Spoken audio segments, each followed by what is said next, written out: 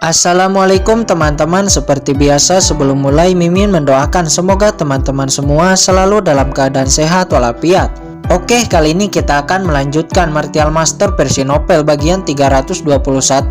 Bagi yang baru bergabung, selamat bergabung, dan bagi yang belum subscribe dulu lah agar Mimin tambah semangat lagi nih bikin videonya. Oke, kalau sudah kita langsung masuk ke isi ceritanya.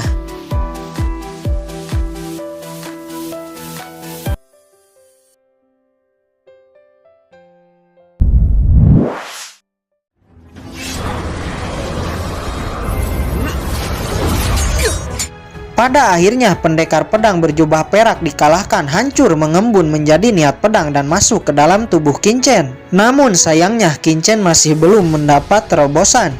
Kemudian Qinchen kembali berjalan. Qinchen tidak lagi menemukan simulasi, hanya jalan pedang dao emas ini semakin sempit. Akhirnya Qinchen sampai di ujung jalan dan keluar dari dao pedang tertinggi ini. Setelah sampai di ujung pedang dao, Qinchen sama sekali tidak menemukan Yuqianshu. Nampaknya Yuqianshu telah pergi lebih dulu. Kata Qinchen, bagaimanapun dia menghabiskan hampir 3 hari untuk menghilangkan kekuatan dingin dari pedang karat. Bisa dibilang saat ini Qinchen adalah yang paling belakang. Kemudian Qinchen pergi dari sana. 1 jam kemudian Qinchen mendapati sebuah gunung berbentuk pedang. Kemudian Qinchen mendaki gunung itu dan mendapati sebuah pertigaan. Qinchen memilih salah satu dan berjalan. Namun setelah berjalan ternyata jalan buntu. Gunung ini sangat curam, jika jatuh jelas akan kehilangan kualifikasi untuk warisan. Karena jalan ini buntu, Qinchen kembali ke tempat awal. Lalu Qinchen kembali memilih jalan lainnya. Namun setelah beberapa saat Qinchen bertemu dengan 3 belokan lagi. Qinchen mulai bingung. Sesaat Qinchen melihat sebuah tanda. Ini tanda Ling Tianzhong. Pasti ini tanda yang ditinggalkan oleh Yuqianshu, kata Qinchen. Kemudian Qinchen mengikuti tanda itu. Setelah beberapa saat akhirnya Qinchen menemukan Yuqianshu. Qinchen, kata Yuqianshu seraya melompat ke arah Qinchen. Apa yang terjadi? Kata Qinchen. Di saat aku keluar dari dao pedang, Hanli dan Du Qincheng menargetkanku. Untungnya aku dapat lolos dan sampai di tempat ini. Mendengar ini wajah Qinchen nampak marah. Jangan khawatir, aku sekarang bersamamu, tidak akan ada yang bisa menyakitimu. Sekarang ayo kita harus pergi dari tempat ini. Kemudian Qinchen dan Yuqianshu pergi dari sana. Dengan pengamatan dan analisa Qinchen, dia akhirnya mengerti bahwa jalan-jalan bercabang yang seperti labirin ini adalah sebuah formasi. Karena Qinchen seorang master formasi, dia dengan mudah memahaminya dan dengan cepat berjalan maju. Beberapa saat kemudian mereka berdua bertemu dengan Jiruyu. Qinchen berhenti dan tersenyum tipis kepada Jiruyu. Jiruyu mengabaikan Qinchen kemudian memandang Yuqianshu. Nona, saya mengingatkan orang ini bukan orang baik, tinggalkanlah dia, kata Jiruyu kepada Yuqianshu. Dia berpikir tidak mungkin gadis cantik seperti Yuqianshu mau bersama dengan Qinchen. Pasti Qinchen telah menipunya. Kemudian Jiruyu pergi dari sana.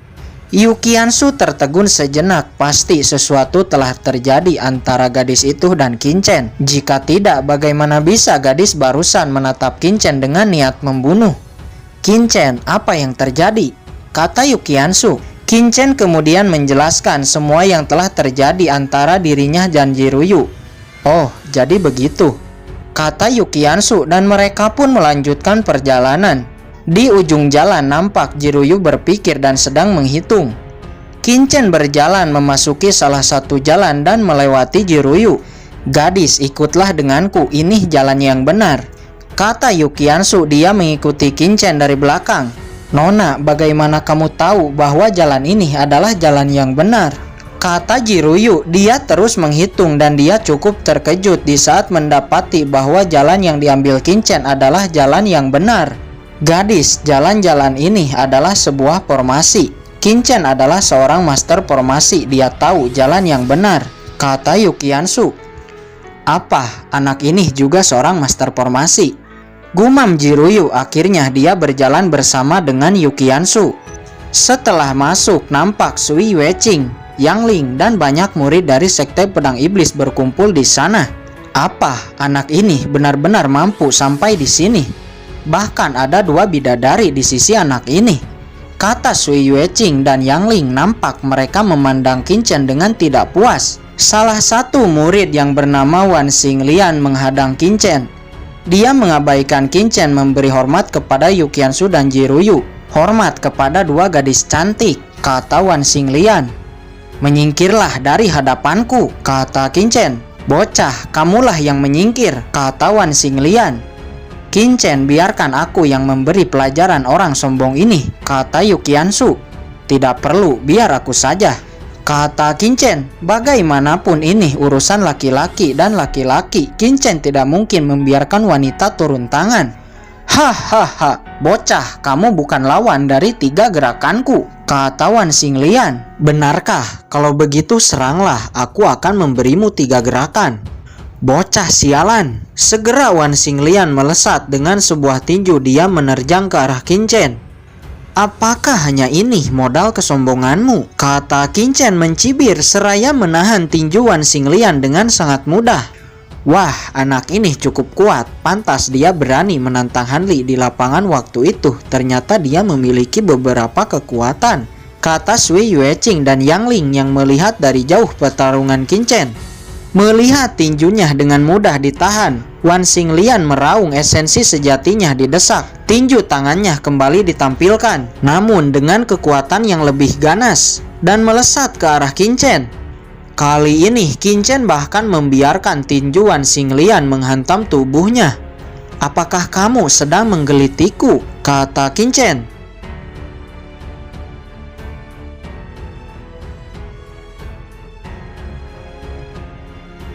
Apa, pertahanan bocah ini cukup kuat?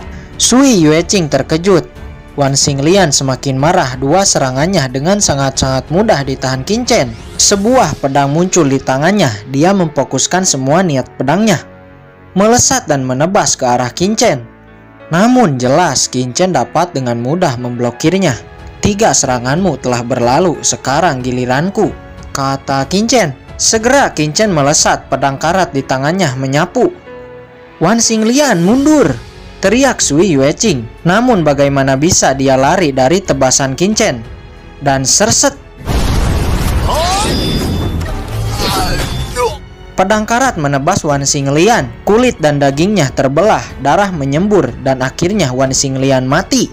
Melihat Wan Xinglian mati, Sui Yueqing nampak marah. Anak ini harus mati. Tidak ada orang yang dapat lolos setelah membunuh orangku, kata Sui Yueqing. Saudara Sui, biarkan saya yang akan menyelesaikannya untukmu, kata Yang Ling. Segera dia melesat dengan tinjunya. Dia menerjang ke arah Qin Chen. Qin Chen, hati-hati, kata Yu Qiansu. Bagaimanapun Yang Ling ini adalah jenius pilihan Sekte Penjelajah Angin. Qiansu, kamu tidak perlu khawatir, kata Qin Chen. Segera tinjunya juga dilayangkan. Tinju Yang Ling dan tinju Qin Chen bertabrakan, dan keduanya dipaksa mundur beberapa langkah. Melihat tinjunya dapat diblokir, Yang Ling kembali meraung dan melancarkan serangannya lagi. Namun Qin Chen dapat mengimbanginya. Apa, anak ini dapat mengimbangi Yang Ling? Mustahil, kata orang-orang di sisi Sui Yueqing. Di sana hanya Jiruyu yang mengerutkan kening. Ada apa dengan anak ini? Mengapa kekuatannya melemah? Jika dia mengeluarkan kekuatan niat pedangnya yang sebenarnya atau api hijaunya, mungkin Yang Ling telah dikalahkan. Mengapa kekuatannya tidak sebaik di dao pedang di saat bertarung denganku? Kata Jiruyu. Tanpa ia ketahui, saat ini Qin Chen sedang berpura-pura lemah dan tidak mengeluarkan semua kekuatannya. Bagaimanapun dia tidak ingin menarik banyak perhatian. Jika dia banyak mengeluarkan kekuatannya, itu akan menarik kecurigaan dari penegak hukum dan bahkan istana berkabut. Pertarungan dengan Jiruyu waktu itu hanya karena Qin Chen menganggapnya sebagai sebuah simulasi. Jadi Qin Chen tidak ragu untuk mengeluarkan kekuatannya. Di pertarungan nampak setelah beberapa pertukaran Yang Ling telah terluka.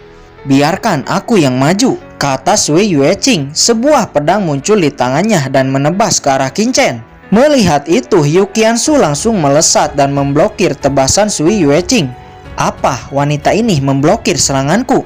Sui Yueqing marah. Teknik tebasan pedang iblis miliknya dirilis dan menyapu ke arah Yuqiansu. Yuqiansu juga memegang pedangnya dan menebas. Pedang salju Yuqiansu bertabrakan dengan pedang Sui Yueqing. Setelah tabrakan, keduanya dipaksa mundur. Ternyata wanita ini cukup kuat, kata Jiruyu.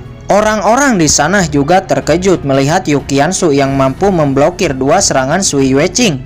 Yuqiansu, apakah kamu baik-baik saja? Kata Qinchen. Ya, aku baik-baik saja, jawab Yuqiansu. Kalian bunuh orang-orang ini, kata Sui Yueqing kepada orang-orangnya. Namun melihat kekuatan yang telah ditampilkan Yuqiansu dan Qinchen, tidak ada dari mereka yang berani menyerang keduanya. Akhirnya mereka menuju Jiruyu dan menyerang. Orang-orang bodoh. Pedang kuno muncul di tangan Jiruyu. Setiap dia mengayunkan pedang kunonya, satu orang mati. Tanpa ragu, Jiruyu langsung membunuh mereka yang mendekat.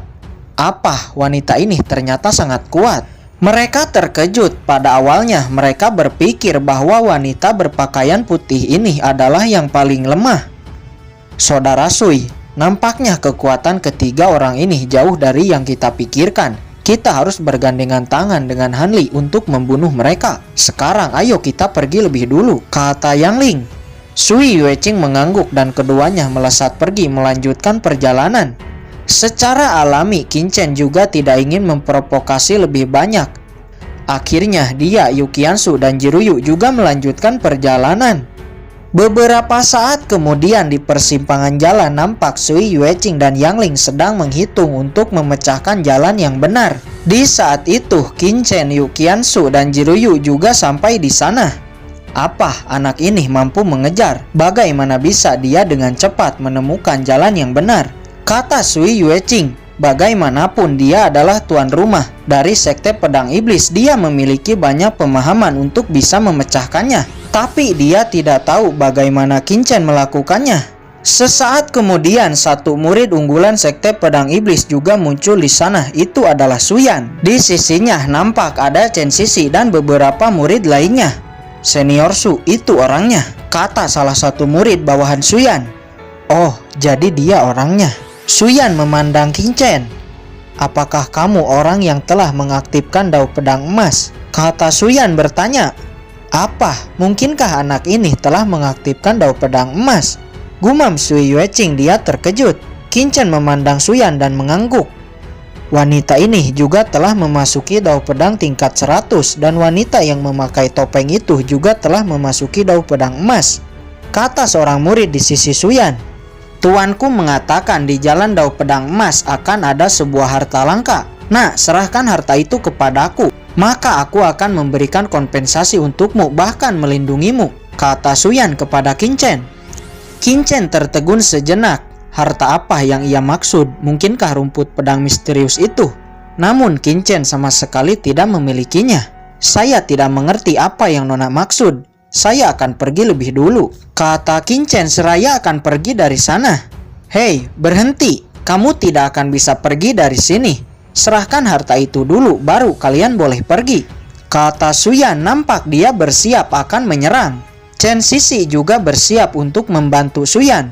Namun sebelum itu dua sosok pria tiba di sana. Itu adalah Ye Wudao dan Ye Wuming. Ada apa? Apakah kamu sedang ada dalam masalah? Kata Ye Wuming kepada Qinchen. Setelah kedua orang ini nampak dua sosok lainnya juga sampai di sana. Itu adalah Hanli dan Du Qingcheng. Pada akhirnya Hanli, Sui Yueqing dan Suyan.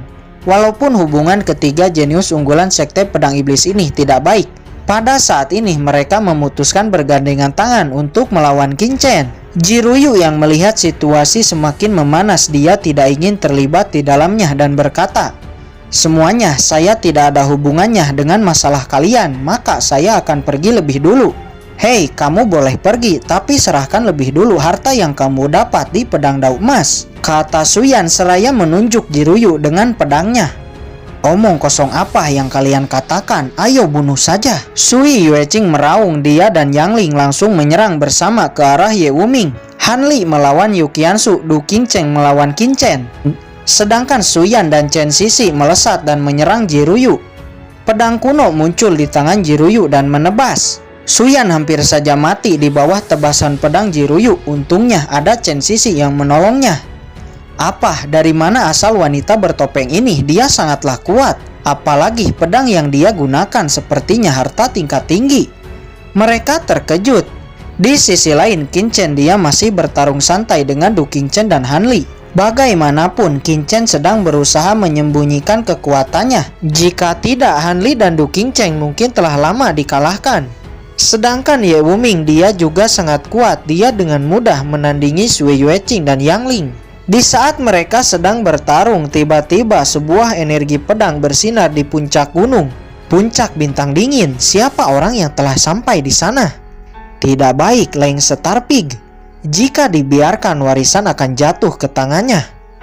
Memikirkan hal ini, Sui Yueqing dan Yang Ling meninggalkan pertarungan dan pergi. Suyan dan Chen Sisi, Han Li dan Du Qingchen, mereka juga dengan buru-buru melesat pergi, menghitung dan memasuki jalan yang benar.